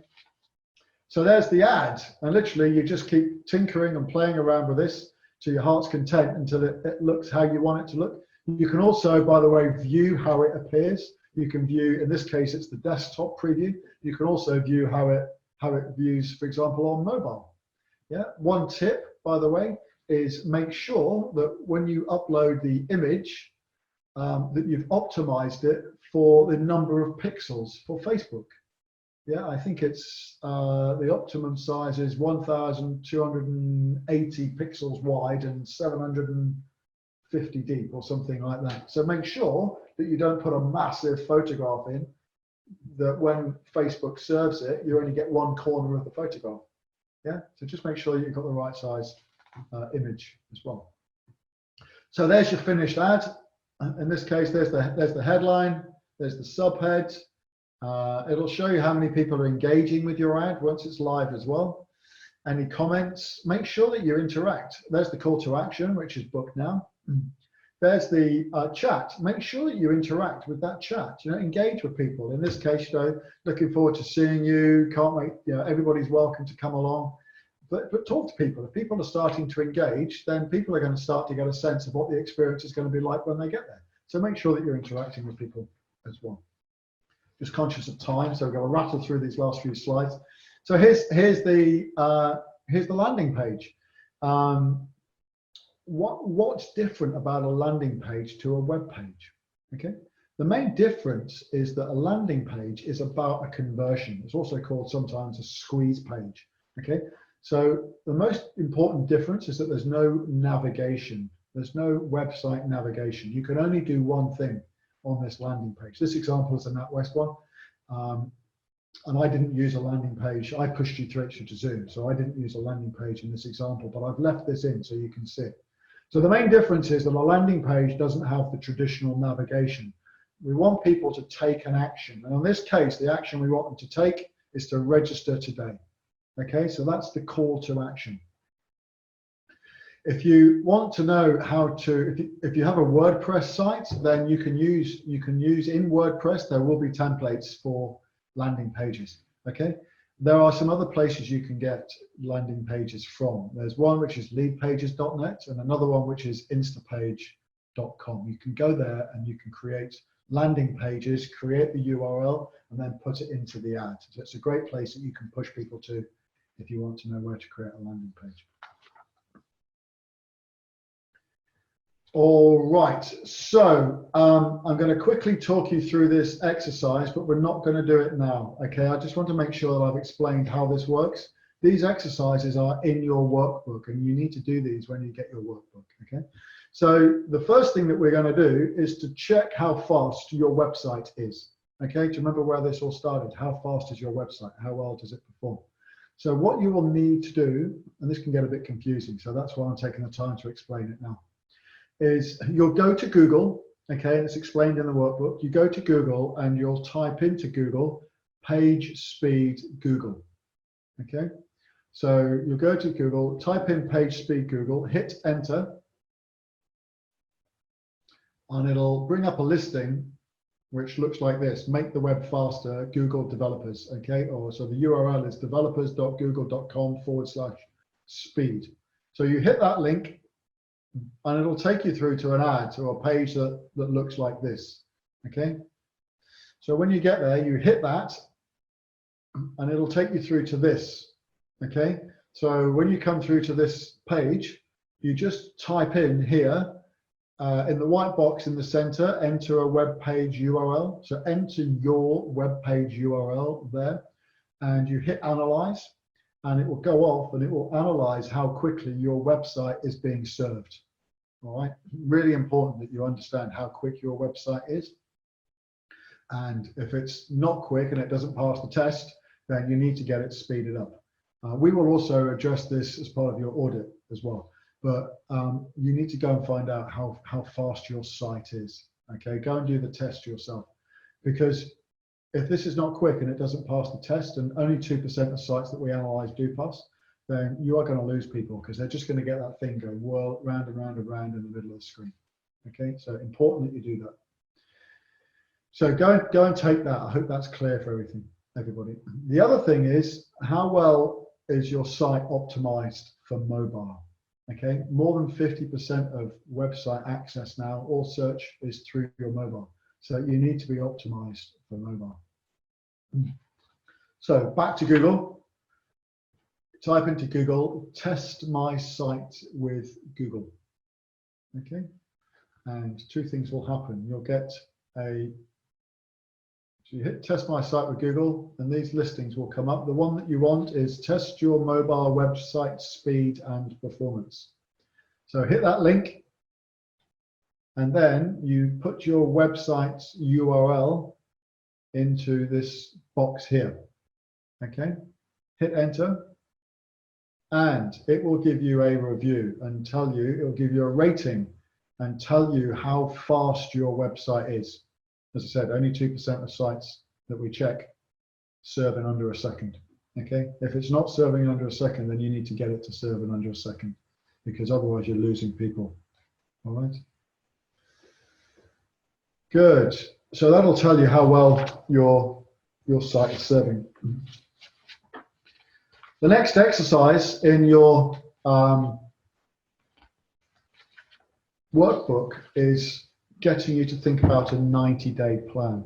Okay, 90-day plans are relevant now. We do everything within the Action Coach business. We do everything within 90 days on 90-day cycles. And why 90 days? Because they're a business quarter. But given where we are right now and where we are going through this pandemic right now, you know, we're probably going to, we can kind of break it. And anybody that was on my webinar last week will know that we broke this down into this whole period that we're in right now into 3 30-day chunks. We're probably just coming to the end of the first one. We're well through the first one, which was that kind of initial period of panic and so on. The next phase that we're probably just about to go into is this kind of period of kind of consolidation and preparation. Okay, so you know, a lot of people are going to be turning to planning and training right now. So I would strongly urge you to go and create, if you haven't got one, go and create a 90-day plan. If you don't know how to create a 90-day plan, then get in contact with me and I can help you, or one of my team can help you to do a 90-day plan. Okay, but there's certainly some things in the workbook that'll help you to do this. So look, as I said right at the beginning, you need to up your marketing, all right? So get to work on your marketing plan. Now is the time to stand out. You've got to be reaching out to your customers. You've got to be making the preparation for the business as it goes ahead. Go and do those tests and then think about where you're at with your website right now, okay? Spend some time now looking at your SEO. How are you going to improve your website ranking? How are you going to get onto page 1? Go and spend the time now to do that, or certainly get your members of your team to go and do that now, okay? Go and build out dedicated landing pages, yeah? Go and know your numbers, yeah? Know what it costs. Go and work out what it costs to build traffic, to get a return on investment. You know, all of your marketing should be predictable. You should know what it costs to get a lead, yeah? If you don't know how to do that, then get in contact and I can help you do that. Make sure that your whole website has got calls to action, yeah? So that, you know, all through your website, you should have spatterings of calls to action, which are opportunities for people to engage. Because otherwise what you've just got is a static brochure website that people can't get into, people can't engage. You know, you've got to make it, the way that people engage with you is to have calls to action, you know, opportunities to, you know, download now, book now, sign up now. They're all examples of calls to action. Okay, and you need to have those running through your site. Otherwise, it's just a static brochure site. And then focus on your social accounts and building up your groups. You know, certainly think about, you know, especially with where we are right now, everything is happening online. You know, it's very, very difficult unless you're on TV. It's very, very difficult to reach out to customers other than by online right now. And the beauty of where we're at right now is you've got lots of time, lots of opportunity to reach out and start to make all of this stuff happen. And now is the time to invest in your training and your marketing, okay? You need to be making that happen so that you've laid the foundations for the third period of the 90 days that I spoke about last week, which is actually starting to deploy and make stuff happen. Now that's the phase that we're going to go into in about 30 days' time, I anticipate, okay? All right, so look, ultimately, who's responsible for the strategy in your businesses? If you own the businesses, ultimately you are, right? So you need to think about what steps you're going to take to make all of this stuff happen. Now, you know, I know a lot of people are thinking right now about getting educated and doing stuff. If you've got teams, if you've got employees, then think about the digital marketing apprenticeship. It's a great way to skill people up, even if they've been furloughed. It's a great way to get people skilled up and starting to work on their business. There's nothing to stop you from doing training right now, even if your people are furloughed. Okay, they can be doing that. So what is the digital marketing apprenticeship? Well, essentially, it's a qualification that's £11,000 to do the qualification over about 15 months. But the great news is that 95% of it is funded by the government. Okay, so as the business owner, it only costs you £550 to do the qualification. All right. All of the courses, so all of the 8 courses in the marketing masterclass are included in this apprenticeship. Okay. And what you'll get at the end of it is a marketing expert in your business that's been mentored. Okay, so a digital expert will mentor the nominated person in your business to go and get this qualification. And what they're working on, what they're working on is your business. Okay, so they're getting mentored. So you're getting a mentored individual that's learning skills and driving your marketing forwards as you go through that. So it's teaching you to do it, teaching you how to do it properly. Okay. The great news, by the way, is if the person that's been nominated to do the apprenticeship, they pay no national insurance. Yeah. So it actually pays you. You get money back. You actually make money out of this scheme if you're the business owner. Okay. So that's the marketing apprenticeship. I'll just quickly recap on the roadmap. So the process is get your website working, get it optimized, spend time now getting that working. When it is working, get your SEO working. Okay. Get optimized around your keywords. Do some Google advertising, and then do some Facebook advertising, okay, to start to build the traffic to your site artificially. Once you've got that working, then you need to start driving it organically, okay? So get really optimized around your social accounts, then create some groups, put some people into your groups and start creating some communities, okay, especially your existing clients. They need to hear from you now more than ever, okay, because they can't interact with you right now. This is a great place where you can stay in contact with people every single day on a regular basis. Get yourself a CRM. If you haven't got one, you absolutely need to have one, okay? Because you need to start doing email. This is how you stay in contact with people on an ongoing basis as well. Now, people at this point, if they're down the journey, people are receptive and ready to engage. Yeah? There's still a role. You know, email got a bad press a few years ago because of all the spamming, but there's still a role for email in the marketing, especially if people have given you permission and they want to engage. Yeah? Your existing clients in particular. So really, this is about kind of a turnkey sort of creating a lead generating machine, essentially, by putting all of these building blocks in place. Yeah, you can do that over time, and you can do it over time with the apprenticeship. You can do it yourself over time, and you can come to the courses that I'm running over the next 4 weeks, or you can ask us to do it. You know, we're also here and we're available, and we can support you because we do all of this stuff for our clients as well. Okay. So as I said, there are 3 gifts for being here today. There's the audit, the website audit. That's the starting point. It's absolutely fundamental. There's the strategy meeting, the call, okay, which you can jump on. And that's a consultation with me or one of the members of the team so that we can actually kind of get into the detail of what you're doing, how your business works, and make sure that you've got a tailored strategy that works for you and your business right now. And then you've got the Facebook course, in this case, the e-learning course, and that's one of the 8 that we have available. All right, so, and as I said, you'll get all of that at those URLs that I sent out. I'm going to show those. Yeah, you'll get all of those on an email, which I'll send out in the next 24 hours, okay? Now, look, can you do me a big favor? We're coming to the end now. I promised to be finished by 3:30, and I've got 2 minutes to go. Thank you for staying on with me all of this time. Can you do me a big favor, please, and take out your mobile phones? Can you normally what we do when we do, as you can see on this picture, when we do these seminars in person, we always finish the session with a selfie, which I then put up on my social media, but we can't do that, right? And I kind of sat here for just under 2 hours now, getting a sore and dry throat. It would do me a massive favor if you could help me by helping me to get this message out to other business owners right now. You know, in the Love for Marketing and the Action Coach community, we're just trying to be really, really abundant and to reach as many business owners as we can right now with lots of education, lots of support, lots of help, just to help people to kind of get through this difficult period. So you can help me by helping them. all right, by making sure that you get this message out to them. So could you do me a big favor, grab your mobile phones, could you turn with your back to your computer, your MacBook, whatever you're looking at, and take a selfie with this as the backdrop.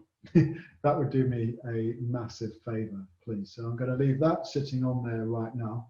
And then if you could, I'm going to invite you to join this group anyway. This is my local Love for Marketing group, and I'm going to be pushing a lot of stuff out on here in the coming weeks and months. So there'll be daily check-ins, daily tips, help, support, content. But it's a new group and we need to build up the following. So I'm going to invite you all to come and join here anyway. But if you could do me a favor, go and find this group, go and find Love for Marketing, Milton Keynes, Bedford and Northampton. And could you post your selfie there, please? And then could you share it with on your timeline so that lots of people get to see what you've been doing this afternoon, and tell people what a brilliant time you've had. That would really help me a lot. Thank you so much. All right, so wow, what a marathon session. We've covered a lot of ground. I've got about, in fact, I'm just out of time. We've finished right on time. But look, what I'm going to do is to leave this chat open for a few minutes. Look out for the email that's going to come out with all the links on, so you can book for your courses and book time in my diary and get your workbook. But have you got questions? I'm going to leave the line open for a couple of minutes. If anybody's got any questions, now's the time to ask them. If there's anything that you want to ask. Great, thank you, Oswin. Thank you, Mark. Thank you, Manuel. No worries, Manuel. Thank you, Isabel. Lots of thank yous coming up on the timeline on the chat. Any other questions? So as I said at the beginning, look, I tried to kind of pitch this at the middle ground. You know, there's often a lot more here than most beginners want, and some people can leave a bit baffled. For the experts, it's probably a little bit kind of lowball, but all of the follow-up stuff gives you all the help and support that you need. So if you're a beginner and you found that confusing, then just jump on a call with me. You'll get that as part of your consultation anyway, your strategy review. But go and book onto the Calendly. Don't be daunted by this stuff. Just kind of embrace it. One of the books that we share with our book club actually is Feel the Fear and Do It Anyway. So let's feel the fear. Let's embrace this Facebook stuff. We can make it work for us. It's not something to be frightened of. And if you need help and support with how to do that, then just get in contact. We'll help you and support you. All right. We'll see you in the Facebook group, in the Love for Marketing Milton Keynes Bedford Northampton Facebook group. Please post your selfie up there. That would really help me. Thank you very much. And I'll look forward to talking to you all on the follow-up call. Have a brilliant Easter and enjoy your Facebook course if you get a chance to get that. And I've got visions of you all sitting in the garden next week doing your training. So look forward to that too. All right, great. Thanks very much indeed, everybody. It's been brilliant to see you. Look, stay healthy, stay safe and well. Look after your families, and I look forward to being in contact with you again soon. Bye for now.